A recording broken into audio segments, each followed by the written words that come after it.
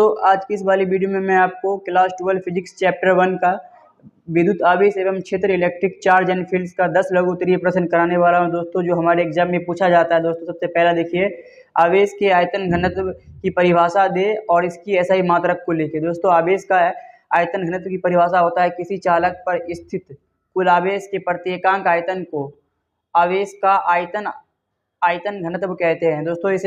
दोस्तों इसे रो से प्रदर्शित करते हैं। दोस्तों इसका सूत्र होता है रो बराबर Q बटा V। दोस्तों जहां रो आयतनीय आवेश घनत्व है, दोस्तों Q कुल आवेश है और V चालक का आयतन। दोस्तों इसका ऐसा ही मात्रक दोस्तों कूलम पर मीटर क्यूब है। दोस्तों इसकी बीमा L-380 है। दोस्तों इसकी यह एक अदिश राशि है। दोस्तों इस प्रकार लिख दीजिए। दोस्तों आपको दोस्तों 2 नंबर का 2 नंबर मिलेगा, लेकिन दोस्तों इसके बारे में फुल डिटेल है दोस्तों। लेकिन यहाँ क्या पूछा है, आवेश की आयतन घनत्व की परिभाषा दे। दोस्तों आपको इतना देना है, दोस्तों आपको इतना लिखना है और इसका ऐसा ही मात्रक दोस्तों कूलम पर मीटर क्यूब है। आपको सिर्फ इतना ही लिखना है दोस्तों। अब इतना लिखते दोस्तों आपको 2 नंबर मिल जाएगा। दोस्तों नंबर 2 नंबर सवाल देखिए, विद्युत क्षेत्र की तीव्रता से आप क्या समझते हैं। दोस्तों विद्युत किसी एकांक आवेश द्वारा बाह्य क्षेत्र में अनुभव किए जाने वाले बल विद्युत क्षेत्र की तीव्रता के बराबर होता है। दोस्तों इसकी परिभाषा हो गई। दोस्तों इसे किससे प्रदर्शित करते हैं, इसको किस प्रकार लिखते हैं दोस्तों, आइए मैं बताता हूँ। दोस्तों इसे ई से प्रदर्शित करते हैं दोस्तों, अर्थात ई वेक्टर बराबर एफ वेक्टर बटा क्यू दोस्तों, या ई बराबर एफ बाई क्यू नोट हो जाएगा। दोस्तों इसका ऐसा ही मात्रक न्यूटन पर कूलम या वोल्ट पर मीटर होता है। दोस्तों इसकी बीमा इसकी बीमा MLT-3A-1 होता है या एक अदिश राशि है। दोस्तों तीसरा नंबर सवाल देखिए, आवेश के संरक्षण का सिद्धांत क्या है। दोस्तों ये हमारे एग्जाम में पूछा ही जाता है, आवेश के संरक्षण का सिद्धांत। दोस्तों आवेश के संरक्षण के सिद्धांत के अनुसार किसी आवेश को ना तो उत्पन्न किया जा सकता है और ना ही नष्ट आवेश सदैव संरक्षित रहता है। दोस्तों आप ये हो गया तीसरा नंबर सवाल। अब आइए चौथा नंबर सवाल पे। दोस्तों देखिए चौथा नंबर सवाल क्या दे रखा है, दो समान बिंदु आवेशों के निकाय के कारण विद्युत क्षेत्र की बल रेखाएं खींचे। दोस्तों यदि दोनों बिंदु आवेश धनात्मक हो, दोस्तों यदि दोनों बिंदु प्लस हो दोस्तों तो वो बाहर की ओर जाएगी। दोस्तों यदि दोनों बिंदु अगर ऋणात्मक हो, दोस्तों माइनस हो तो दोस्तों ये रेखा अंदर की ओर आएगी। दोस्तों आप इस प्रकार चित्र बना दीजिएगा, पूछेगा।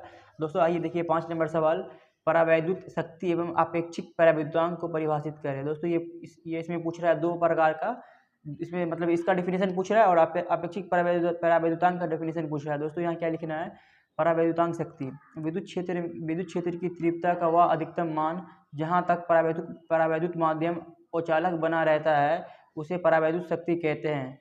दोस्तों परावैद्युत शक्ति का ऐसा ही मात्रक वोल्ट पर मीटर होता है। दोस्तों आइए आप देखिए इसमें क्या पूछा है, अपेक्षिक शक्ति। दोस्तों अपेक्षिक शक्ति किसी माध्यम का परावैद्युतांक और निर्वात का परावैद्युतांक के अनुपात को अपेक्षिक परावैद्युतांक कहते हैं। दोस्तों इसे ये एप्सिलॉन आर से इसे ये करते हैं, प्रदर्शित करते हैं। दोस्तों इसका सूत्र होता है ई एप्सिलॉन आर बराबर एप्सिलॉन बटा एप्सिलॉन नोट। दोस्तों जहाँ इस प्रकार लिख दीजिएगा। दोस्तों अब देखिए दोस्तों 6 नंबर सवाल देखिए। दोस्तों विद्युत द्विध्रुव आघूर्ण को परिभाषित करें तथा इसका ऐसा ही मात्रक लिखे। दोस्तों विद्युत द्विध्रुव आघूर्ण को परिभाषित करें, इसका परिभाषा देखिए, किसी वैद्युत द्विध्रुव के सिरों पर स्थित आवेश के परिमाण तथा आवेशों के बीच दूरी का गुणनफल वैद्युत द्विध्रुव आघूर्ण के बराबर होता है। दोस्तों इसे संकेत करते हैं पी वेक्टर से। दोस्तों इसका सूत्र हो जाता है पी वेक्टर बराबर मोड क्यू इंटू 2a या P equal Q into 2a हो जाएगा। दोस्तों इसका ऐसा ही मात्रा दोस्तों कूलम मीटर होता है। दोस्तों विद्युत द्विध्रुव आघूर्ण की बीमा होता है LTA होता है। दोस्तों विद्युत द्विध्रुव आघूर्ण यह एक अदिश राशि है। दोस्तों विद्युत द्विध्रुव आघूर्ण की दिशा -q से +q की ओर होती है। दोस्तों आप इस प्रकार से लिख दीजिएगा। दोस्तों आपको 2 नंबर पूरा मिल जाएगा। दोस्तों आपका 1 नंबर भी नहीं काटेगा बोर्ड एग्जाम में। दोस्तों आप देखिए दोस्तों 7 नंबर सवाल, विद्युत क्षेत्र की बल रेखा एक दूसरे को काटती है, क्यों? क्या दो संभवीय सतह एक दूसरे को काट सकती है? दोस्तों विद्युत क्षेत्र की बल रेखा एक दूसरे को नहीं काट सकती, क्योंकि विद्युत क्षेत्र की दिशा प्रत्येक बिंदु पर स्पर्शीय होता है। दो स्पर्शीय रेखा एक दूसरे को कभी नहीं काट सकती। दोस्तों फिर इसमें एक नोट करके लिख दीजिएगा। दोस्तों नोट करके यहाँ पे नहीं दो संभवीय सतह, इसमें एक और पूछा है, क्या दो संभवीय सतह एक दूसरे को काट सकती है? दोस्तों लिखिएगा नहीं, दो संभवीय सतह भी एक दूसरे को नहीं काट सकती। अब दोस्तों आइए 8वां नंबर सवाल पे। दोस्तों 8वां नंबर सवाल ये है हमारा, धारावाही चालक में विद्युत क्षेत्र की तीव्रता एवं समविभवी तल को परिभाषित करें। दोस्तों धारावाही चालक में आवेश ना तो उत्पन्न होता है और ना ही नष्ट, इसलिए धारावाही चालक में विद्युत की तीव्रता शून्य होती है। दोस्तों इससे ये आपके एग्जाम में पूछेगा दोस्तों। और एक ये संभवीय सतह, दोस्तों संभवीय सतह वह सतह है जिसके प्रत्येक बिंदु पर विभव का मान एक समान होता है।